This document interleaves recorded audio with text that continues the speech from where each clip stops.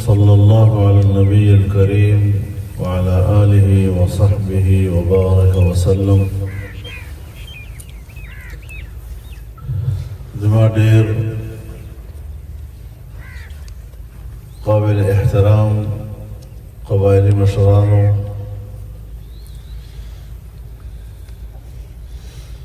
حق داو چې تاسو دلته تشریف راوړ چې ما یو سره په لاس ستړي مشي کړی وای او په ستړي مشي مې تاسو ته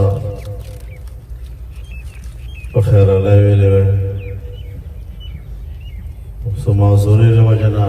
څه د وخت د کمۍ له وجې نه زه ټولو ته ستړي مشي وایم. الله تعالی مو په خیر راوله، همیشه مو راوله او قدرمن مو راوله.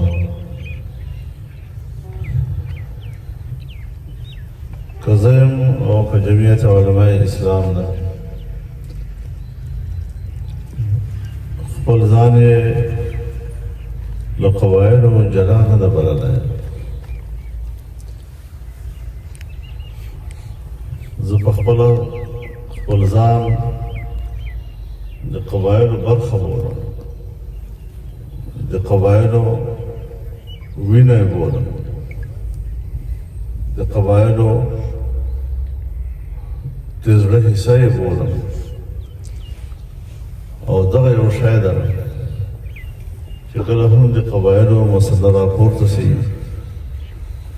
نو په موږ کې یو تحریک پیدا سي چې په دغه معاملې باندې موږ د قواعدو د حق لپاره اواز پورته کوو، د قواعدو د حق لپاره جنګ وکړو او د دغه سیمې د خیر لپاره یو کردار ادا کړو. زما محترم ورونو،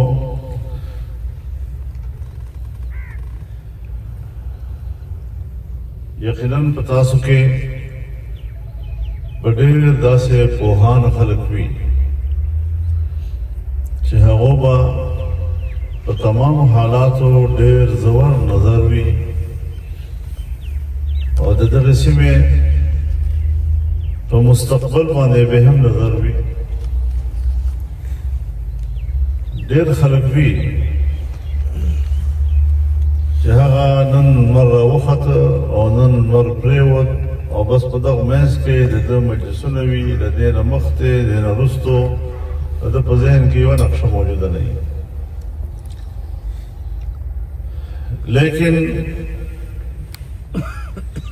زه چې د دغه سیمې په باره کې کوم نظر لرم، ما تاسو سره ډېرې جرګې شوي دي او 2012 نه خو موږ مستقله یوه قبایلي جرګه جوړه کړله. په هغې کې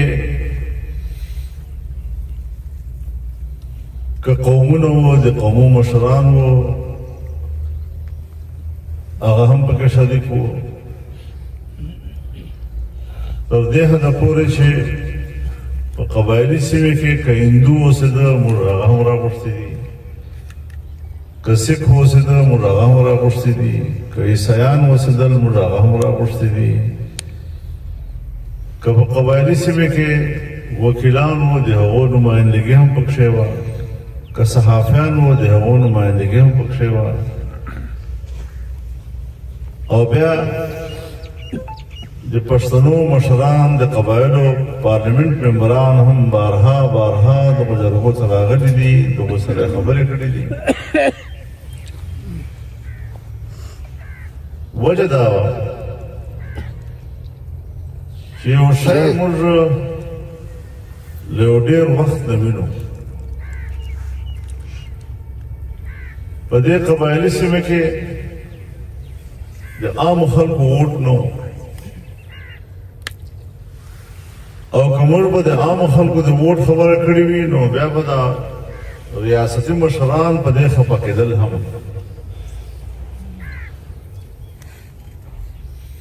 بیا یو وخت راغی دغه سیمې خلکو ته ووټ حق ورکړ. په یو طرف ته عوامو ته د ووټ حق ورکړ، بل طرف ته په ما پابندي ولګوله چې ته به قبایلي علاقو ته نه ځې.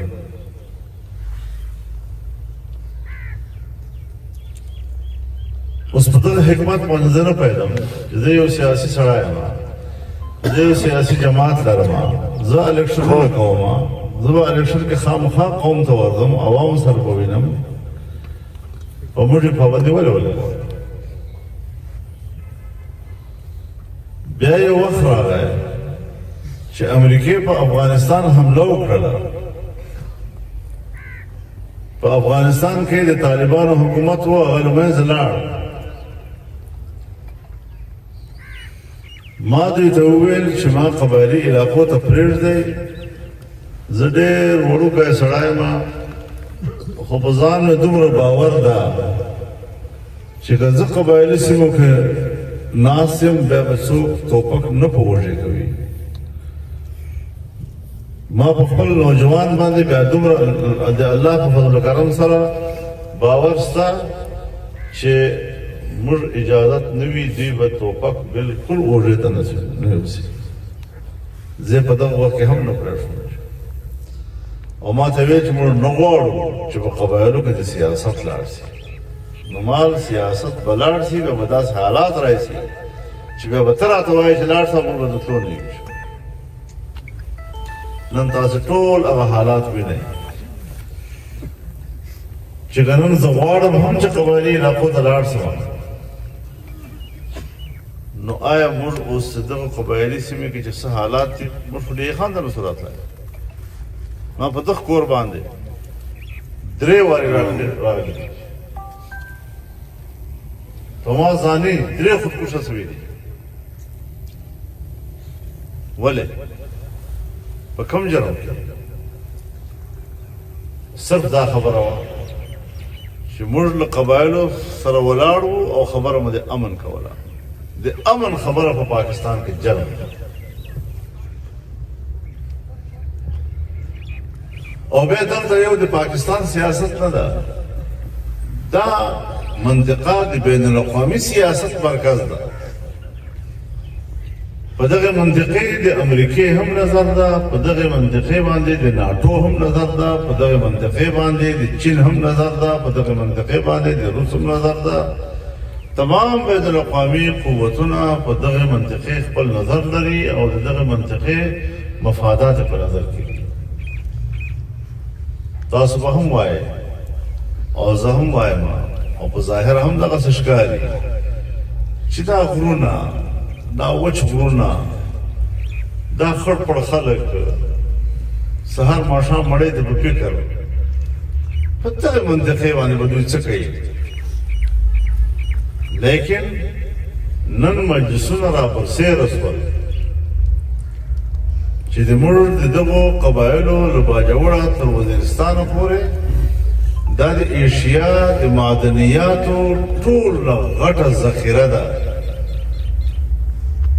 په دې کې تیل، په دې کې کویلا، په دې کې ګیس، په دې کې سره، په دې کې سپین، په دې کې تانبا، په دې کې کاڼی، یاقوت، زمرد. دې خزانو نه دا ډکه منطقه ده او دغه قوتونه د دغه حس په نظر باندې دې منطقې ته ګوري. ظاهره خبره ده چې په دغسې خاورو باندې قبضه کول هغې دپاره به یو وارې بدامني پیدا کړي.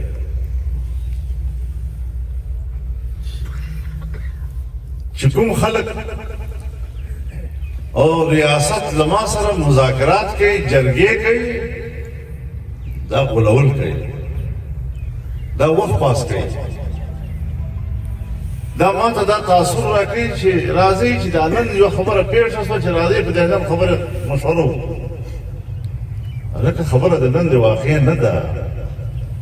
دا شخړه خو روزانه ماته پرته ده. په دې باندې بحث را سره وکړه چې 20 کاله بعد داسې ارادې دي راته او 50 کاله بعد داسې ارادې دي راته او په دې مې پوه کړه چې بنګال باندې جلا کوي مې او ځان سره مې ساتي او په دې مې پوه کړه چې هغه امریکا چې دنیا ته یو باقاعده ایجنډا ورکړې ده او هغه ایجنډا دا ده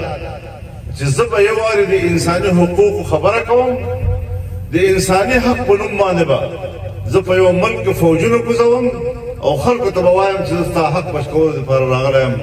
تا زندگی بچ کوم تا عزت بچ کوم تا وینه بچ کوم تا مال بچ کوم او په حقیقت کې به دی په هغو باندې د قبضې دپاره راغلی راځي د امن په نوم نتیجه جنگ وایي زه وینه بندوم دی وینه تویي په دغسې عنواناتو باندې په دنیا کې سیاست کېږي په عراق کې څه جوړ کړل په لیبیا یې څه جوړ کړل اوس په تګیري په دا شام څه تېرېږي دا په افغانستان څه تېر کړل دي دې نه بعد هم موږ د دغو بین الاقوامي قوتو له ایجنډې نه ناخبره یو دومره ځانونه ساده کړي دي چې نن په علاقې کې فوج راغی نن په علاقې کې طالب راغی نن په علاقې کې دوه مړي وشول څلور مړي وشول بس دا زموږ مسله ده په دې لپاره موږ روډ بند وي په دې لپاره موږ مسله پیدا کوو دا غولول دي دا خو د روزمره معاملاتو یوه خبره ده بس راله پیښه سهار انسان ته ورپېښېږي سهار به وډی کړي مړی به غواړي بیا ماښام بیا وډی کړي بیا روټۍ غواړي بیا سهار بیا وډی کړي دا خو د انسان معموله زندګي ده په دغه ځان پوه کړي چې ایجنډا څه بیا خبره راغله چې کله دا 9/11 واقعه وسوه په افغانستان یرغل وسو او دوی دلته د انضمام مسله پورته کړه په دې حوالې سره دلته زموږ په اسمبلی کې زموږ خپلو دوستانو ملګرو چې حکومت یې و هغو قرارداد پاس کړ چې قبایلي علاقې ضم کړي چې د کوم پښتون په نوم ته سیاست کوي چې د کوم پښتون په نوم باندې ته بیرغ پورته کوي تا هغه ته وویل چې رئیس پاکستان کې ضم سه شنه باغونه دي شنه باغونه ما درته وویل چې نه شنه باغونه نشته ما په دنیا کې له 80 نه زیات ملکونو شمېر ورکړ چې په دغو ملکونو کې مختلفو علاقو آئیني حیثیت مختلف ده نو په پاکستان کې د یو علاقه وي که نه چې د هغې آئیني حیثیت مختلف وي کوم اسمان ته ویل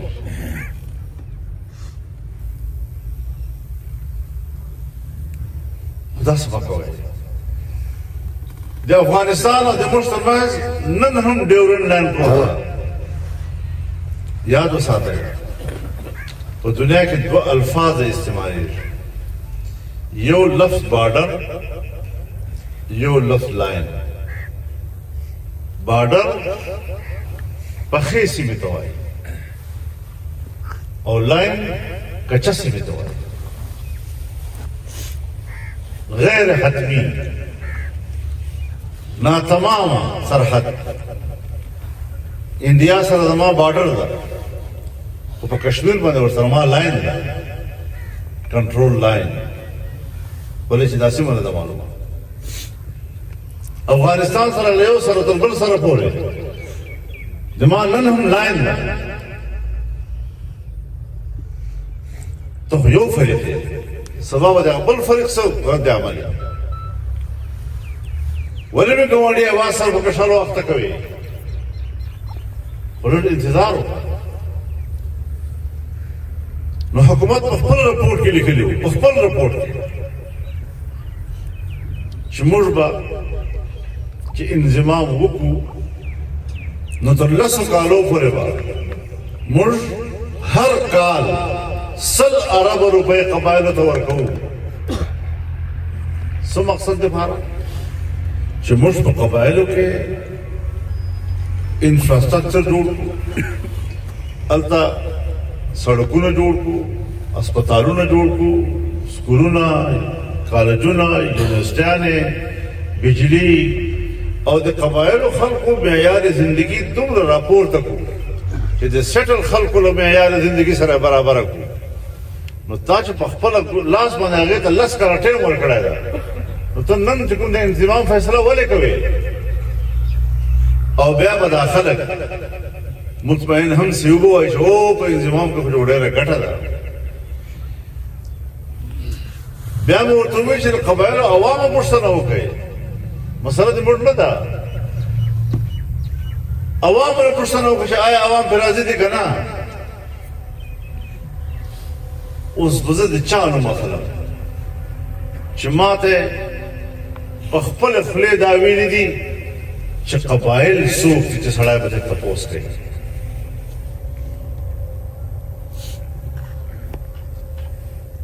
زما قبایلو مشرانو ما دغه ژوند راتېر کړی دی او بیا مې حکومت دې ته آماده کړ چې هغه د 25 نکاتو د 4 نکتې راوایستلې چې په هغه مې ما اعتراض و ویل چې اوس خو راځي یم اوس چې په کومه زمانه حکومت ما دې ته آماده کړ چې دوی هغه خپل د څلور خبره د انضمام په حواله باندې واپس کړلې په سبا ما د امریکا نماینده راغی کور ته دلته په قبایلو کې چې یوه ډیوټي وه هغې افسر و ما خو 2013 نه دلته ډیوټي ده او زه خو دلته په قبایلو کې دا کار کوم نو بس ما ویل چې دا انضمام په مسلې باندې ستا موقف باندې ځان خبر کړم ما ولې 13 نه په 17 پورې ډېر وخت ووت یوه نیمه ګنټه مو بحث وکړو وی په دې باندې ستا ما بحث نه شو مکمل زه به روټۍ درته کوم او ما آخر ما ورته به راځم ته بیا بحث کوم یوې هفتې نه بعد ما ته روټۍ وکړه زه ورغلم مخصوصا روټۍ مې د سره وخوړله مچ چې راته وویل چې فاټا merger is must and it is our first priority په تاسو به لازمه چې دا انضمام مخامخا کوئ او دا زموږ اولنی ترجیح ده بیا له هغې بعد په پارلیمنټ هاوس کې باجوه صاحب راغی ما ته اطلاع وکړه چې زه تا سره خبره کول غواړم زه ورغلم خاقان عباسي صاحب وزیر اعظم و دی و ورسره ISI چیف ناست څلورو کسانو میټینګ و ما ته وویل چې د انضمام مخالفت ولې کوې ما ورته تا خو ډېر اوږد موضوع ده تا په یوه ټکي باندې خبره خلاصه کړه که وخت وي در سره نو زه په دې باندې یوه ګنټه یوه نیمه ګنټه خپل بحث لرم زه په هغې دلایل لرم او ستا د ISI چیف خبر ده نو دی ما ته یې وروایي چې مولوي صاحب ته دا ضد مه کوه په موږ امریکایانو دباو ده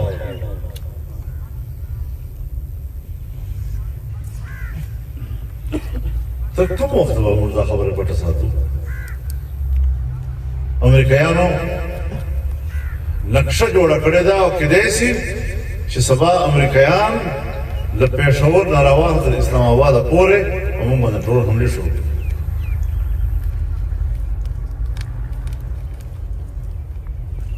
نو دې نه تاسو اندازه ولګوئ چې دا ایجنډه د چا وه زه صرف ګیلمن په دی یم او ګیلې حق راځي ولې چې تا خپل نه ګیله سړی کوي چې ما قوم پرست لیډرانو د ده اپریشن حمایت ولې کړی و او بیا د ده انضمام حمایت ولې وکړه چې د کوم امن زړه نن تاسو کوئ د دغه امن په حواله باندې فوج ته په قبایلو کې د اپریشن دعوت دې ورکاوه او بیا د انضمام کلکه ملګرتیا دوی کوله موږ تنها پاتې شو نن د قبایلو وارثان هم دوی شول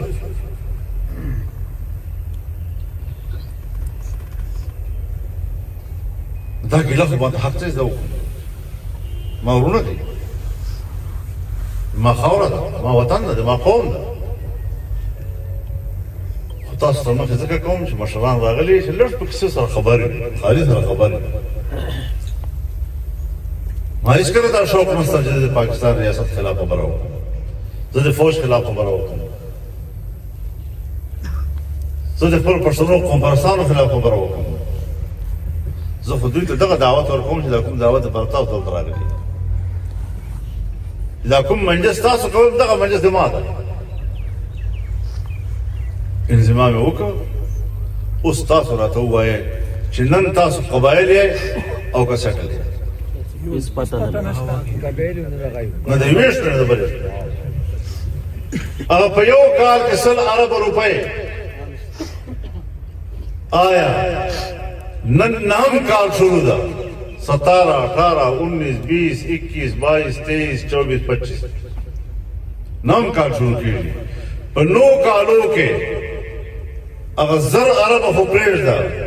آیا 100 ارب هم در پوره کړي شوي دي؟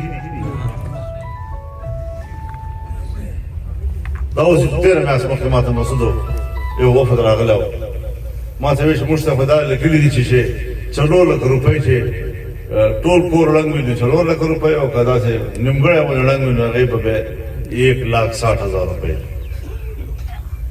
ما ورته ما دا تاسو سره واده کړې ده وایي واده نه موږ ته سلیپ را کړې ده موږ سره جیب کې پروت ده ما خو وروسته وایي وایي نه نه په پلاسټیکو کې مو بند کړی ده نو ما په 4 لکه باندې خو غوسلخانه نه جوړېږي بس موږ سره جلا کې موږ ټول ګزاره برابر دا ریاست د قبایلو سره رویې دي. کورونه موږ پرېښ شول په خپل وطن کې مهاجر شو 10 کاله بعد چې موږ خپلو کورو ته تلو موږ کور نشته د موږ کور سامانونه نشته جنګل جوړ شوي دي په کور غولي کې مو جنګل ده په لارو کې مو جنګل ده د کور لار نه مو ما ته یو ګاترې په لاس راکوي دا ګاترې باندې ریبه لار صفا کوه ځان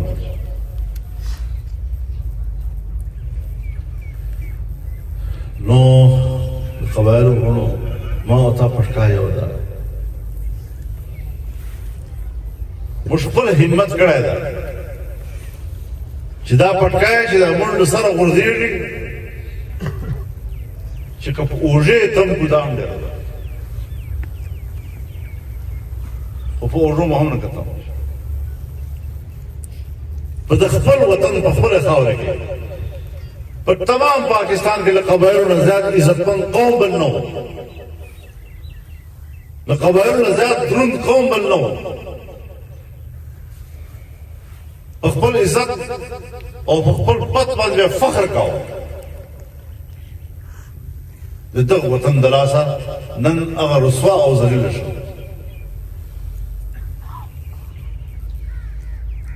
بل طرف ته که طالبان دي که هر څه نوم باندې دي اصلي اخیستي دي موږ جهاد کوو چا خلاف جهاد کوي چا سره جهاد کوي په کوم شریعت کې جهاد کړی کوم عالم فتوا درکړې ده نو بس آب هم رواني او آب هم رواني او په منځ کې به زه او تا دل کېږو یو قصه مشهوره ده و شعر په سوات کې فوجیانو څه کسان وجود په هغې کې یو بوډا سړی و تاڼه ته یې بوتلل او بوډا نه تپوس کړي چې باباجي دا فوجیان څنګه خلک دي وایي چې فوجیان خو ډېر ښه خلک دي او بس د وطن دپاره سر شیندي او قربانیان یې ورکوي او وایي دا طالبان څنګه خلک دي وایي دا هم ډېر ښه خلک دي دا خو اسلام دپاره سر شیندي او قربانیان یې ورکوي وایي بیا کافران څوک دي وایي کافران هم به وي که تاسو په لاس درلو که هغوی په لاس درلو نو دا قوم یې دغه ځای ته راوستی نن د هغه انضمام نه بعد اپریشن یې وسوی په 11 نومونو باندې اپریشن یې وسوی د سوات نه راواخله تر وزیرستانه پورې نن د ما ته د هغه اپریشن نتیجه راوښیي که نه نن د ما ته د هغه انضمام نتیجه راوښیي که نه موږ خو اور کې شول موږ خو د وینو په تالاب کې ولاړ لیکن یاد وساتئ د ما د قبایلو مشرانو سپین ږیرو د درنو پټکو خاوندانو چې جمعیت علماء اسلام فضل الرحمن دا به چې ته په ور کې هم سره ولاړ وي چې ته په ویډه کې هم سره ولاړ وي په هر حالت کې به سره ولاړ ان شاء الله تا هم د ځان هم بولم تا دشمن د ځان دشمن بولم تا خپل د ځان خپل بولم په دغه وخت کې به ان شاء الله رضی د جمعیت علماء اسلام په وفاداری کې اسلام نعرہ تکبیر اللہ اکبر جمعیت زندہ باد مفتی کی ما د په ایجنډې کوئی دې منطقې په مستقبل کې د ایجنډا صدا آیا د ما منطقه امریکا ته حواله کوي آیا د ما منطقه پاکستان جدا کوي مقصود څه ده دا روزمره معاملات باندې ما سره خبرې نه کیسه ده تاسو ما سره خبره نن دا شوی د صفادا شوی دي طالب دوره کسان وړي دا تام ما دوره کسان وړي دا دادا سي دا دادا سي دا هیڅ مسله نه ده دا مو ته مشغوله بساده اصل ایجنډې باندې ما خبر کا اصل عزایم باندې ما خبر کا به د هغې لیکلار ما ته راځي او تعالی تاسو له کیسه دي تابعدارو کې څه فیصله کړې دي ته په مستقبل کې څه اراده لري تر قیامت پورې به د الله حالات نو وي او تاسو وې راځي جګو چې څنګه راځي ما په حالات مستقبل لرم الله موږ د ملک هم خیر خوایو د خپل فوج هم خیر خوایو د خپل ځوانان هم خیر خوایو د اچا بدخواه نه یو او هر سړی کوشش کوو چې موږ د در لاسه د جبر او د ظلم د قوت دا په ځای باندې استعمال خپل قوم خلاف استعمالو خپل مسلمان خلاف استعمالو ولې یقینا موږ امن غواړو په امن مو اتفاق ده او زه نن هم چیلنج کوم حکومت ته نن په دغه وخت اوس نه کاله تېر شو که نه اوس به خلکو د انضمام خوندونه کتلي وي په دې خو به ښه پوه وي چې او خلک ډېر زیات خوشحاله ده او بلکل هغه شین باغ چې څنګه موږ ویله وه هغسې شین باغ کې زندګي تېروي اوس خو به قبایل د انضمام نه علاوه بله خبره نه اروي راسئ نن د دې قوم پوښتنه وکړئ چې قوم څه وایي نن قوم در بدله ده زما هغه آبادي چېرته ده چې له اپریشنونو مخکې ما کوم آبادي و په قبایلو کې آیا زما هغه آبادي شته اوس ما خلک په ټول پاکستان کې شندلي نه دي په پښتونخوا کې شندلي نه دي په پنجاب کې پراته نه دي تر کراچۍ پورې پراته نه دي ووټ یې جوړ دي مردم شمالي کې برخه څوک نه ورکوي تا په زور د ما آبادي هم کمه کړله د ما سیرټ اته سیټان هم کم کړل د ما قومي اسمبلي سیټونه د هم کم کړل او ترقیاتي کار لپاره هم موږ خو نه خبر چې دا پیسې په تش باندې لګېږي د چا په مفاد کې لګېږي نو تاسو چې دا کوم مشران راغلي ما په سر سترګو زما پټکي تاسو زما عزت یې ما پر قابل قدر یې که تاسو خوښه وي دا د کور مې هم مسله ده او ډېره اهمه مسله ده که موږ د دغو حکمرانانو نه او دغو ادارو نه دا توقع وي چې هغه به د موږ مسله حل کوي موږ کشاله به حل کوي ما خو د 1 روپۍ امید نشته بس دومره خواست به ورته وکړو چې خدای دې پر لاس ورته جوړ دي ورانه وایم ما د خیر هېڅ توقع نشته خو ورانه یې نه سازش نه کوي قوم د خپل منځ کې نه جنګوي چې قوم خپل منځ کې جنګېږي دا غرونه به اخر دوی په قبضه کې ورځي دا زما چې کوم حقوق دي دا به دوی په قبضه کې ورځي او موږ په دغه جرګې کې هم فیصله کولی شو چې خپل حق به هېڅکله چاته ور نه کړو خپل حق دپاره به خپل جنګ کوو حق چاته نه ورکړو دا زما قوم حق انفرادي حق ونه ده که سړي به په ما پوه وي ته به نسې ادا کولی زه به در وبخښم حق مې نه اخلم درنه لیکن هغه د قوم حق ده هغه اجتماعي حق ده د دې خو پرېښول چاته اختیار هم نشته او نه چاته په هغې باندې قبضې کولو حق شته د دې خاوندان دا قوم ده د دې قوم چې هغې دپاره به خپل جدوجهد جاري ساتم پاکستان هم زما وطن ده منې که چاته په لاس باندې ورکړم فوج هم د موږ ده دا نوجوانان هم د موږ دي دوی هم چې له جنګه وساتو له بدې روزې وساتو له وینې تویولې وساتو طاقت استعمالوه خو طاقت هم په طریقې استعمالېږي. دا قبایلو په کورونو کې ټولو خلکو په کورونو کې ټوپکې به وې، درنې اصلې به وې، دوشکې به وې، توپې به هم وې، امن او په دې پیدل چې ما سره قوت شته، خو د قوت استعمالولو طریقه هم راځي، هغې په موقع هم زه پوهېږم. نو ظالمه ته خو د خپل طاقت په طریقې هم نه پوهېږې چې څنګه به استعمالوې. مشرانو قدر قیمت ته ختم کړ، اول واقع د هر څه وایستل، او دا خبره زه صرف ورته نه کوم، د طالبان ته هم کوم چې لږ په دې قوم او د خاورې باندې رحم وکړو. اسلام په نوم باندې به څوک خطا کړی؟ جمعیت علما نه غټ جماعت په پاکستان کې بل نشته، وفاق المدارس خو غټه اداره د مدارسو په پاکستان کې بل نشته، او تمام مکاتب فکر په دې متفق دي چې ټوپک لار ټیکا ده. لیکن اوس دا خبرو باندې پوهېول، ناسته کول، لارې ته خبره برابرول، په دې ټولو باندې که تاسو خوښه وي، خو کومه جرګه چې 2012 نه جوړه ده په هغې کې تقریبا تمامو د قبایلي ایجنسیانو مشران پکې موجود دي، او که نه وي څوک پکښې او دلته راغلي وي او تاسو په نظر کې څوک داسې وي چې هغه د یوې علاقې د قوم مشران دي او په هغې جرګه کې نه وي، آینده دپاره به هغه هم راوغواړو او یو بله جرګه به په دغه موضوع باندې وکړو چې آینده الهي عمل بس ټول که تاسو خوښ کوي. کوم کماوي هغه پوره سي، نه پوره کېږي په دې کې خو جنوبي او شمالي زیات دي، دلته دې کې نور ایجنسیانو خلک کم وي، او برابر حیثیت باندې تمام ایجنسیانو مشران دي. کوم مشر نه وي موجود او نه وي راغلی، دا له پارټۍ نه بالاتر خبره ده، دا د جمعیت علما اسلام خلک نه وي. په دې کې بیا پارټۍ خلک هم راغلي دي، په دې کې نېشنل پارټۍ خلک هم راغلي دي، په دې کې مختلفو احزابو خلک راغلي دي، که پارټۍ وال نه دي هغه هم راغلي دي او هم په